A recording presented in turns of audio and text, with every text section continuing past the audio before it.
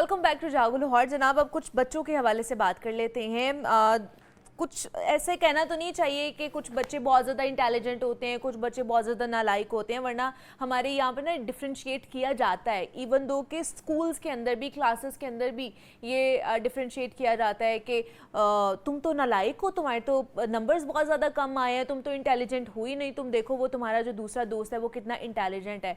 ये बच्चों के अंदर ये बिल्कुल भी नहीं करना चाहिए, उनको डिमोटिवेट करता है, उनका जो इंटरेस्ट लेवल है ना उसको कम कर देता है। मैं कहती हूँ कि बच्चे सारे इंटेलिजेंट होते हैं, सिर्फ आपकी ना इंटरेस्ट लेवल होता है जो आपको डिफरेंट। अब जैसे अगर मेरा इंटरेस्ट लेवल पढ़ाई में है तो मैं शायद सिर्फ पढ़ाई करूँ। बहुत से ऐसे बच्चे होते हैं जो पढ़ाई के साथ साथ को करिकुलर एक्टिविटीज़ में बहुत ज़्यादा इन्वॉल्व होते हैं, बहुत ज़्यादा अच्छे होते हैं, एक्स्ट्रा ऑर्डिनरी होते हैं।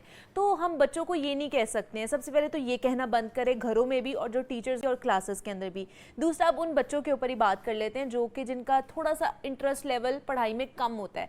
ऐसे बच्चों के लिए क्या क्या अपॉर्चुनिटीज़ हो सकती हैं, किस तरह के शॉर्ट कोर्सेज जो है ना वो कर सकते हैं जो कि उनके आगे करियर के लिए बेनिफिशियल हो उनके लिए। तो अब्दुल रहमान हमारे साथ इस वक्त स्टूडियोज़ में मौजूद है, करियर कंसल्टेंट है, स्टूडेंट कंसल्टेंट है, मोटिवेशनल स्पीकर भी हैं। बच्चों के हवाले से बड़ी कह ले कि इन डेप्थ रिसर्च रखते हैं कि वो उनको किस तरह का जो है ना आगे जाके करियर या फिर आगे जाके कौन सी फील्ड उनको ऑप्ट करनी चाहिए, मुख्तलिफ कह लें कि ऑप्शंस हमारे लिए लेकर आते हैं। तो वो अब्दुल रहमान आपको वेलकम कहते हैं जागो लाहौर में। कैसे हैं आप? ठीक ठाक हैं? ऑल गुड अल्हम्दुलिल्लाह and thank you so much for having me on the show again. Abdul Rahman, सही कहा है ना मैंने, बच्चों को ये नहीं कहना चाहिए कि ये बच्चा इंटेलिजेंट और ये बच्चा इंटेलिजेंट नहीं है। बहुत ज़्यादा सताइश इस बात पे मैं अभी आपको सुन रहा था जब आप अभी इस चीज़ को, इस टॉपिक को इंट्रोड्यूस कर रही थी, और मैं बहुत खुश हुआ आपकी बात सुन के। मैं बहुत ज़्यादा अग्री करता हूँ इस चीज़ से और ज़ाती तौर पर इसी राय का हामिल हूँ कि स्टूडेंट होता है, गुड स्टूडेंट या बैड स्टूडेंट नाम की कोई चीज़ नहीं होती। मैं आपको उसके क्विक एग्जांपल देता हूँ कि मैं एक दफ़ा एक जगह पर गया एक सेशन देने के लिए। तो एक प्राइवेट कॉलेज का एक कैंपस था, मैंने वहाँ जाकर बच्चों से बात की, और जब मैं वहाँ पर बच्चों से बात कर रहा था, उमूमी तौर पर इंटरेस्टेड हूँ या ना हूँ, पहले 4 to 5 मिनट्स में वो मेरे साथ इस तरह से हुक हो जाते हैं कि वो बात सुनना शुरू हो जाते हैं, उनका इंटरेस्ट डेवलप हो जाता है, क्योंकि हम ऑडियंस एनालिसिस के बाद उस गुफ्तगू को कर रहे होते हैं, तो हमें पता होता है कि हमारे ऑडियंस की इम्पल्स क्या है। अब मैं अपनी पूरी कोशिश कर रहा था और उनसे कम्युनिकेट कर रहा था, लेकिन अनफॉर्चुनेटली मुझे ये फील हुआ कि वो ऑडियंस बहरहाल इंटरेस्ट नहीं ग्रैब कर पा रही। So I asked them that is there a problem, and one of the boys said कि सर हम इस कॉलेज का आखिरी सेक्शन है। That hurted me a lot, ये सुनने के बाद कि इनके जहन में हम क्या चीज़ जो है वो सीड कर रहे हैं कि हमने इस बच्चे को बता दिया है कि तुम इस कैंपस का आखिरी सेशन हो। तो मैंने उन बच्चों को ये चीज़ कम्युनिकेट की कि आपके अंदर भी उतना ही पोटेंशियल है जितना फर्स्ट सेक्शन के अंदर है, आपका भी उतना ही कैलिबर है, आपका भी उतना ही एप्टीट्यूड है, और मुस्तकबिल के अंदर उतनी ही अपॉर्चुनिटीज आपके लिए भी मौजूद हैं। फॉर एग्जांपल, अगर आपके मैट्रिक में कम मार्क्स आ गए, देखिए होता क्या है कि बच्चे डीमोटिवेट कैसे होते हैं, हमें ग्रास रूट लेवल पर जाके बात करनी चाहिए। देखें, हम अक्सर औकात टिप ऑफ द आइसबर्ग देखते हैं और हम एंड रिजल्ट पर पहुंच जाते हैं, but the basic point is, मेरा हमेशा से पॉइंट ऑफ व्यू यही रहा है और हमारा मसला भी यही है कि हम एंड रिजल्ट एक्सट्रैक्ट करते हैं लेकिन उसके रूट कॉज की तरफ नहीं जाते। एक बच्चा जो डीमोटिवेटेड है और ये क्लेम कर रहा है कि मेरा स्टडीज के अंदर इंटरेस्ट नहीं है, ठीक है, वो कैसे हुआ, उसको ये लगा कैसे, हमें उस रूट को जानना है। अब वो कैसे लगा उसको, मे बी उसके 9th क्लास में अच्छे मार्क्स नहीं आए, मैट्रिक में अच्छे मार्क्स नहीं आए, फर्स्ट ईयर में अच्छे मार्क्स नहीं आए, और उसको लगने लगा कि मेरे अच्छे मार्क्स आ ही नहीं सकते। यहाँ पर फुकदान पेरेंटिंग का भी है कि आप उसको ये चीज कम्युनिकेट ही नहीं कर सके कि नहीं, अगर आपसे 1 से 2 दफा you drop the ball, you miss the shot, it doesn't mean कि you will always miss the shot. अगर आप 9 दफा फेल हो गए, go for it for the 10th time. अगर आप 99 टाइम्स फेल हो चुके हैं, go for it the 100th time, and it will happen for you. So मैं तमाम तर ऑडियंस को, चाहे वो पेरेंट्स हैं, चाहे वो टीचर्स हैं, और डायरेक्टली स्टूडेंट्स से मैं ये बात कर रहा हूँ कि आपने कभी भी खुद को इस चीज के साथ लेबल नहीं करना कि मैं ये कर नहीं सकता। हाँ, करना चाहता नहीं हूँ इज अ डिफरेंट थिंग, कर सकता नहीं हूँ is a very different ball game. Allah ताला ने कहा है कि हमने इंसान को अशरफुल मखलूकात तख्लीक किया है, उसने आपको बेहतरीन क्रिएट किया है। इसका मतलब यह है कि आप में वो तमाम तर सलाहियतें मौजूद हैं जो बाकी लोगों के अंदर मौजूद हैं। You need to explore your potential, you need to analyse your interest, कि आपका इंटरेस्ट किस चीज में। यहाँ ये बात बहरहाल मुसल्लिमा और मुसद्दिका है कि बहुत सारे लोगों का जो है वो बायोलॉजी के अंदर इंटरेस्ट नहीं होगा, फैशन डिजाइनिंग में हो सकता है। हाँ। बहुत सारे बच्चों का इंटरेस्ट इंजीनियरिंग में नहीं होगा, म्यूजिकोलॉजी में हो सकता है। बहुत सारे लोग मैथ्स कम्युनिकेशन पढ़ना चाहते हैं, एलएलबी नहीं करना चाहते।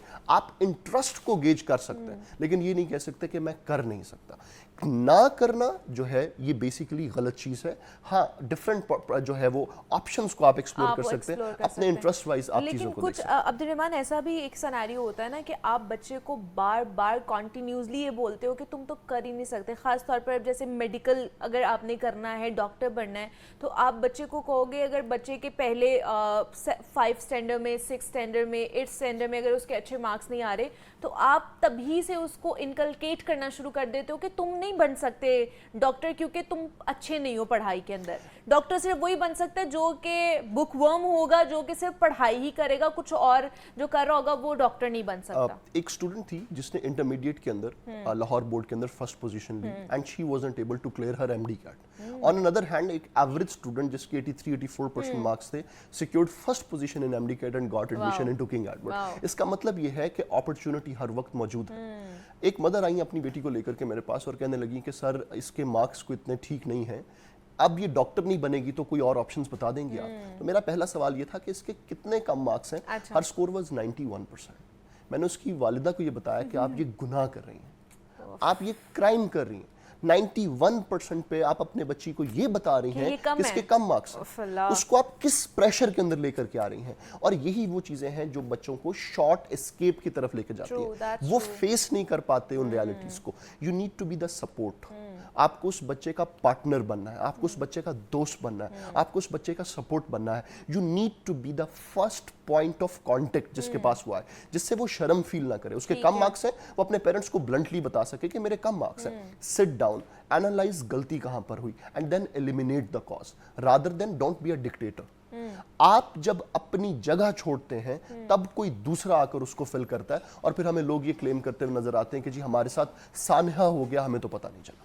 सो ये वो एलिमेंट्स हैं जिसको हम करते हैं। और coming back to the point, बहरहाल कुछ बच्चे होते हैं, फॉर एग्जांपल एक बच्चे का टिल इंटरमीडिएट कोई एकेडमिक रिकॉर्ड है ही नहीं है, ठीक है। अब उसको हम मेडिकल की तरफ लेकर नहीं जा सकते। exactly. उसके लिए हमें कुछ और देखना पड़ेगा, कुछ और डिग्रीज देखनी पड़ेंगी। और एक बच्चा जो इस जहनियत का हामिल है कि मुझे डिफिकल्ट कोर्स या डिग्री करनी नहीं है, तो उन बच्चों के लिए क्या ऑप्शंस हो सकते हैं? हाँ, उस पर डिफरेंटली बात हो सकती है। ठीक है, तो क्या हो सकते हैं? मतलब अगर किसी का इंटरमीडिएट तक ही पढ़ाई में इंटरेस्ट नहीं है, तो कैसे कोर्सेज या कैसी डिग्रीज में उनको जाना चाहिए ताकि वो अपना भी टाइम बचाए और घर वालों का पैसा भी बचाए? देखिए, मैंने कभी भी जो है सेल्सy बात नहीं की। मैं हमेशा if you introduce me as a career counsellor, तो मेरी ये कोशिश होती है कि मैं अपने सुनने वालों को जो है वो रियलिटी बताऊं, हकीकत बताऊं, ना कि ऐसी चीज जिसको सुनकर उन्हें अच्छा लगे। सो मैं एक रियलिटी बेस्ड गुफ्तगू करने का आदी हूँ। जो सबसे इंपॉर्टेंट चीज होती है मुनीबा, मैं एक फैक्ट आपको बता देता हूँ कि अगर आप बैचलर्स डिग्री नहीं करते, अगर आपके पास कोई यूनिवर्सिटी डिग्री नहीं है, आपका जो करियर डेवलपमेंट है उसकी सीलिंग बहुत जल्दी आ जाएगी। आप मैनेजरियल लेवल पर, लीडिंग पोजीशन पर नहीं जा सकते। सही है, ठीक हाँ, है। अगर आप अपना घर चलाना चाहते हैं, आप समझते हैं कि मेरी जिंदगी का सर्कल चलता रहे, तो बहुत सारे अच्छे कोर्सेज, बहुत सारी अच्छी अपॉर्चुनिटीज मौजूद हैं। ये 2025 के अंदर चीजें डिजिटलाइज हो गई हैं। अब वो लोग, पुराने दौर में लोग फैक्ट्री के अंदर जिंदगी के रोजगार तलाश किया करते थे। आज का नौजवान ये चीज लैपटॉप के थ्रू कर रहा है, स्क्रीन के थ्रू कर रहा है, कीबोर्ड के थ्रू कर रहा है। सो आज के नौजवान के लिए चीजें आसान भी हुई हैं और तब्दील भी हुई हैं और बहुत सारी जगहों पर मुश्किल भी हो गई हैं, क्योंकि कंपटीशन बहुत ज्यादा हो गया और अवेयरनेस बहुत ज्यादा हो गई। सो इंपॉर्टेंट चीजें जो है, डिफरेंट कोर्सेज वो कर सकते हैं। फॉर एग्जांपल मैं उसकी मिसाल देता हूं आपको। आप सिंपल गूगल करें top 10 skills on LinkedIn in 2025।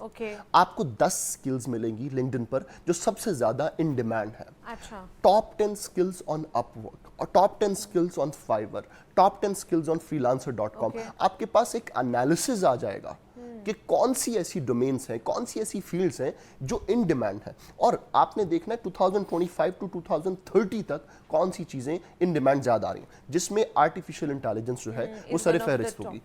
Content writing can be one of the best options. अगर आप यूडेमी या कोर्सेरा से जाकर कंटेंट राइटिंग का कोई कोर्स करते हैं, it can be very beneficial for you. Digital marketing can be amazing. SEO, search engine optimisation, कोई भी आप बिजनेस स्टार्ट करते हैं, आप उसकी वेबसाइट बनाते हैं, अक्सर जो कस्टमर बिहेवियर होता है, कंज्यूमर बिहेवियर होता है, आप गूगल पर कुछ भी लिखते हैं, जो फर्स्ट पेज पर वेबसाइट्स आती हैं, आप उसी में से कोई एक चीज कंज्यूम करते हैं। एग्जैक्टली। आपके बिजनेस का उस कीवर्ड के अगेंस्ट पहले पेज पर आना बहुत जरूरी है। जब आप वेबसाइट बनाते हैं, वो तो गूगल के 100th पेज पे, 70th पेज पे शो हो रही होती है। सो आपको बैक एंड एसईओ करके उसको उठा करके पहले पेज पे लेके आना है। एसईओ ऑन पेज भी होती है, ऑफ पेज भी होती है। आप उसको जो है वो technical SEO, non technical SEO, ये डीपर टर्म्स हो जाती हैं। लेकिन बहरहाल, और एक और चीज मैं आपको बता दूं, आप मार्केटिंग की डिग्री कर लें या स्पेशलाइजेशन कर लें, बहुत सारी universities, majority of the universities आपको एसईओ नहीं सिखाएंगी। आपको फील्ड में जाकर के ही सीखनी पड़ेगी किसी कोर्स के थ्रू। सो अगर आप डायरेक्टली एसईओ सीख लें, और बहुत सारे जो हैं वो ऑनलाइन प्लेटफॉर्म्स के ऊपर आपको जॉब्स जो हैं वो बाआसानी मिल जाती हैं। फिर एक और टर्मिनोलॉजी है UI and UX, users interface और यूजर्स एक्सपीरियंस। एक वेबसाइट स्क्रीन पर दिखती कैसे है, दैट इज यूजर्स इंटरफेस। आप उसके डिजाइनर बन सकते हैं। UX, that is users experience, कि आप किसी बटन पर क्लिक करेंगे तो खुलेगा क्या, दैट इज यूजर्स एक्सपीरियंस, उसकी फंक्शनैलिटी आप बनाते हैं, तो आप वो भी कर सकते हैं। और तमाम तरह आजकल के जो जितने भी बड़े सॉफ्टवेयर हाउसेस पाकिस्तान में काम कर रहे हैं, उसमें डेवऑप की बहुत ज़्यादा डिमांड है, और बहुत सारे जो सॉफ्टवेयर इंजीनियर्स हैं और जो लीडर्स हैं इस फील्ड के अंदर, वो रिकमेंड करते हैं कि आप डेवऑप्स के कोर्सेज ज़रूर करें। उससे आपको बहुत ज़्यादा बेहतर मौके जो है वो मिल सकते हैं इन द फ्यूचर, और डॉलराइज्ड इनकम इन तमाम तरह प्लेटफॉर्म्स। पाकिस्तान में बैठ के आप डॉलर में कमा रहे हो तो क्या ही जिंदगी, शानदार जिंदगी आप गुजार सकते हैं। तो ये कुछ ऑप्शंस थे जो कि आप सीख सकते हैं। शॉर्ट कोर्सेज हैं, आपको ऑनलाइन भी मिल जाएंगे। थोड़े से पैसे खर्च करके भी आप ये सीख सकते हैं ताकि आपका फ्यूचर सिक्योर हो सके। ये उन लोगों के लिए था, उन बच्चों के लिए था जिनका पढ़ाई में थोड़ा सा इंटरेस्ट लो होता है। तो हमारे साथ अब्दुल रहमान मौजूद है। Abdul Rahman, thank you so much.